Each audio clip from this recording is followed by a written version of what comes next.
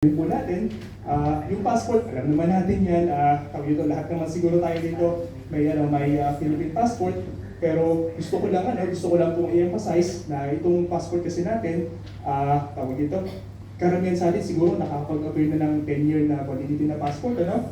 Since yung first batch po ng Philippine passports na ating ginagawa, sometime in 2018 siya na-issue. So, 2026 na. So baka sometime in 2028, mag-expire na rin ang ating passport.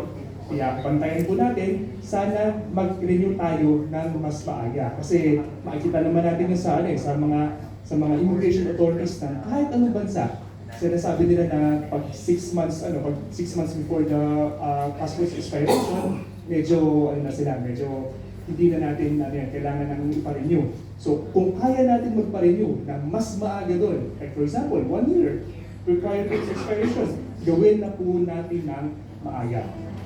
Okay?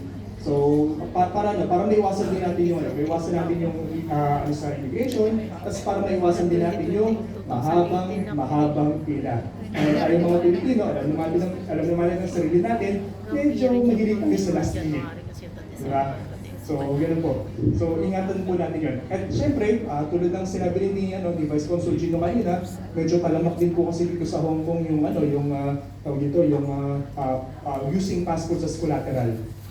Opo. So, kung pwede po natin ipagbigay alam din sa mga kasama natin na Pilipino na siguro medyo gibit.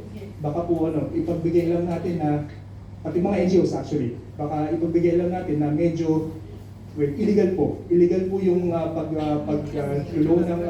paggamit ng passport as collateral sa Hong Kong at illegal din po iyon sa Pilipinas. May karampatang consequences po yun para sa mga sanglan ng kanilang mga passport.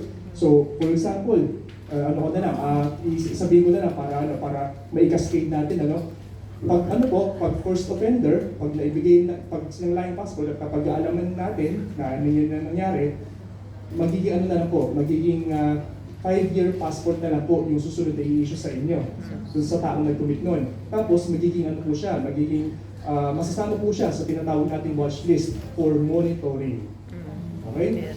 Tapos, pag nakadalawang offense na, hindi na ma-issuehan. wala na passport. Very good. Hindi na po i-issuehan ng passport pag nakadalawang offense ng using passports as collateral. Tapos, ini-endorse din po yun yung kanyang kaso sa NBI. Opo. So, yun po yung mga importanteng kailangan nating malaman. So, salamat po sa pakikinig. Sana naalala natin yung mga na-mention natin. And on to the next presenter. Next, we have Vice Consul Gino.